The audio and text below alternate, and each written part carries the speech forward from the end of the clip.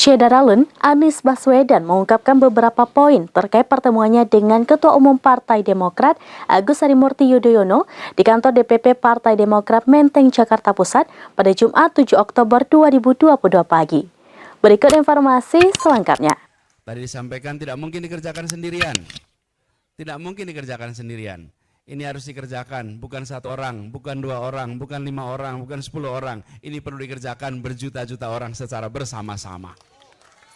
Karena itulah Syederalun, Anies Baswedan mengungkapkan beberapa poin terkait pertemuannya dengan Ketua Umum Partai Demokrat Agus Harimurti Yudhoyono atau AHY di kantor DPP Partai Demokrat Menteng, Jakarta Pusat pada Jumat 7 Oktober 2022 pagi.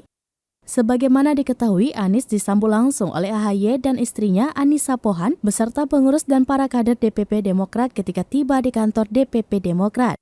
Setelah pertemuan selesai, Anies mengatakan mendapat sambutan yang baik dari Demokrat. Anies juga menyebut pertemuan tersebut akan menjadi awalan yang baru dan berkelanjutan.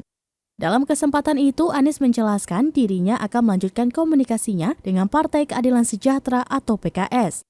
Percakapan ini semua, kata Anies, adalah bagian dari tanggung jawab bersama.